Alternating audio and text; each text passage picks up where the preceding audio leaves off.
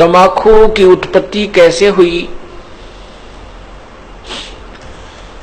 एक ऋषि का साधु था राजा।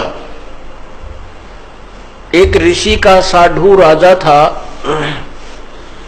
और एक दिन राजा ने अपने साधु ऋषि को आमंत्रित किया अपने घर पर जलपान के लिए।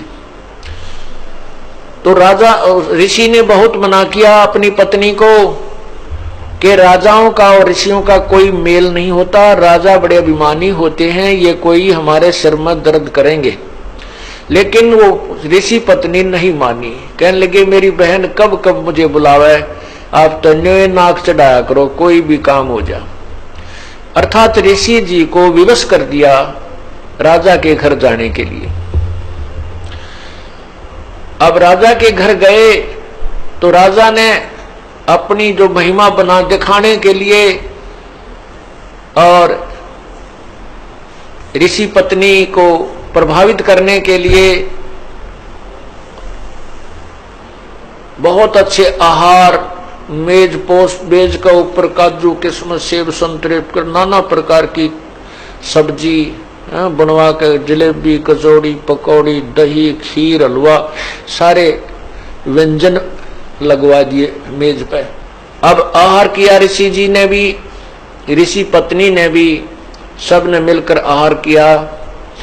अब चलते समय ऋषि जी ने कहना पड़ा जी आप भी हमारे यहाँ आइएगा, एक औपचारिकता होती है। तो राजा ने कहा अवश्य आएंगे, कभी समय मिला तो अवश्य आएंगे।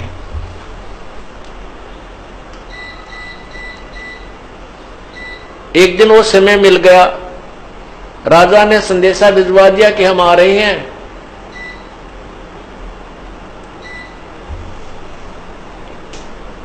अब ऋषि पत्नी चिंतित हुई कि वो तो सचमुच आ रहे हैं और साथ में ये संदेशा भेज दिया कि मेरे साथ हजारों की संख्या में अंगरक्षक होंगे, मेरे सैनिक होंगे।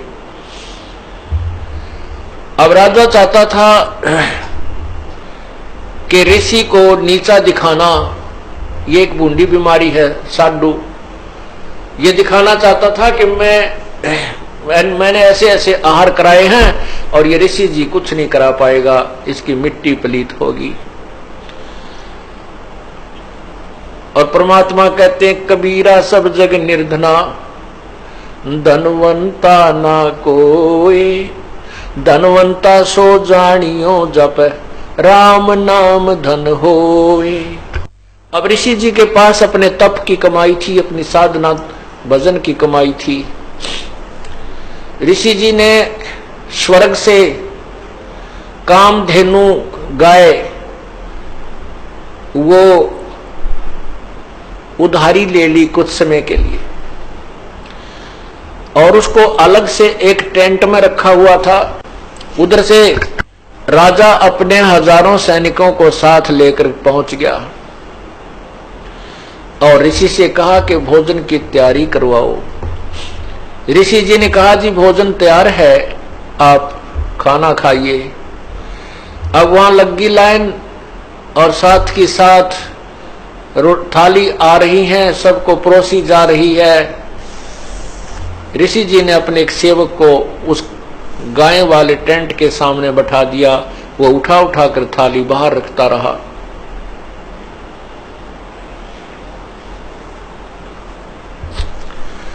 अब जब सब सैनिकों ने खाना खा लिया और ऐसा स्वादिष्ट भोजन उन्होंने कभी नहीं खाया था, तब राजा ने पूछा कि हे ऋषि जी आपके पास ना कहीं कोई भोजन बनाने की व्यवस्था नजर आ रही है, ना किधर को चूल्हा डाल रखा तुमने, ना कोई हलवाई बुला रखा, ये ऐसा भोजन स्वादिष्ट भोजन कहां से आ रहा है? तब राजा ने बताया कि मेरे पास एक कामधेनु गाय है और उसमें यह शक्ति होती है कि वो चाहे पूरी पृथ्वी जीव जा भोजन खा ले, पूरी पृथ्वी के प्राणी, तो भी उसका अंत नहीं आता है। तो राजा के अब साधु की यारी दोस्ती इतनी होती है, अब राजा की नीत में खोट आ गया। नीयत में खोट आ गया, उसने सोचा यू कंगाल क्या करेगा इस गाय का, मैं ले चलता हूं, बहुत ज्यादा सेना है मेरे पास और ये गाय सभी आहार करा दिया करेगी। कहने लगा ऋषि जी ये गाय मुझे दे दे, आप क्या करोगे इसकी? ऋषि जी ने कहा ये गाय मेरी नहीं है, मैं उधारी लाया हूं, मैं आपको नहीं दे सकता। तो राजा बोला सैनिकों से कि सैनिकों इस गाय को छीन लो। अब ऋषि सोचता है अच्छा नालायक ये तो जबरदस्ती कर रहा है मेरे साथ। तब उस ऋषि ने कहा हे गौ माता आप अपने स्वदेश लौट जाइए, मैं विवश हूं।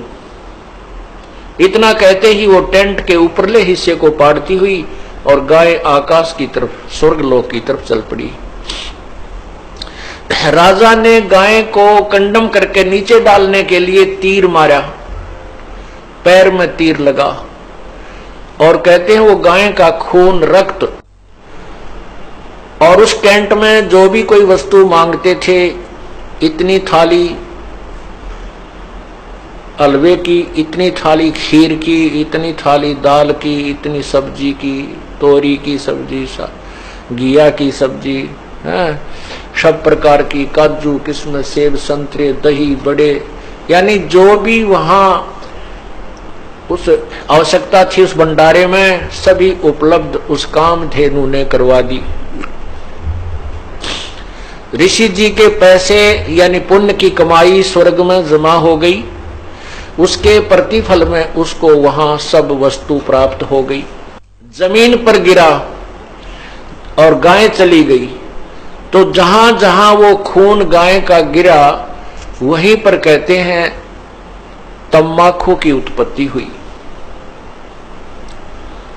अब हिंदू लोग एक तरफ तो माता को इतना प्रिय मानते हैं, गाय को अपना मां के तुल्य आदर देते हैं और फिर मां के खून को पी रहे हैं। क्या बताते हैं, खो नाम खू का तमा नाम गाय, 100 बार सौगंध इसको ना खाए। तमा नाम खू का, खू नाम खून का और तमा नाम गाय, सौगंध 100 बार इसको ना खाए। तम्बाकू, खून, खू का अर्थ है खून, खून, तमाखू, खून, और तमा फारसी का शब्द है, तमा माने गाय होती है। तमाखू यानी गाय का खून, खू नाम खू का तमा नाम गाय, सौगंध 100 बार इसको ना खाए ना पीवे। कहते हैं आप एक तरफ तो गाय को इतना प्रिय मानते हो, आदरणीय मानते हो, और फिर गाय के खून से उत्पन्न इस तम्बाकू को पीते हो। जितने भी महापुरुष हुए उन्होंने सब विकारों को छुड़वाया है। अब सिख समाज में तम्बाकू कोई प्रयोग नहीं करता, अभी तक भी उन्होंने इस मर्यादा का पालन किया है। लेकिन और सारी बुराई शुरू कर दी, मांस खावा, दारू पीने लग गए। देखो बुराई तो सारी त्यागे पार पड़ेंगी। ऐसे ही मुसलमान धर्म के अंदर शराब नहीं छूते अभी भी, और बाकी मांस खाओ और हुक्का पीवे। हिंदू समाज में बीड़ी, शराब, तंबाकू और मांस कभी प्रयोग नहीं करते थे। अब हिंदू समाज में कोई मर्यादा नहीं रही, सारे काम बिगड़ गए। तो पुण्यात्माओं ये नए सिरे से समाज सेट किया जाएगा और इसी तरह ये समाज सुधार और आत्म कल्याण प्रारंभ होता है। उन महापुरुषों ने भी कठिन प्रयत्न किए थे, परिश्रम किया था समाज को बुराई से दूर करने के लिए। आज भी वही चल रहा है और बहुत निर्मल समाज बन रहा है। छोटे छोटे बच्चे भी ये पूछते हैं, एक बार मेरा हाथ लग गया, मेरे पापा की गोद में बंडल था, महाराज जी मेरा नाम तो नहीं टूट गया। रो रहा था वो बच्चा। मैं कहा बेटा ऐसे नहीं टूटता, वो तो वैसे लग गया हाथ, गंद का समझ लो, गोबर में हाथ लग जा, धो ले अपने ने।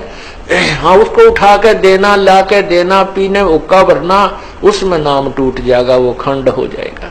तो पुण्यात्माओं जो छोटी सी उम्र में इन बच्चों को ऐसा ऐसा भाव बन गया कि ये इतनी बुराई है कि इसको हाथ लागने से भी हमारा धार्मिक कर्म बिगड़ जाएगा, तो आने वाली इनकी संतान तो कति देवता पैदा होंगी।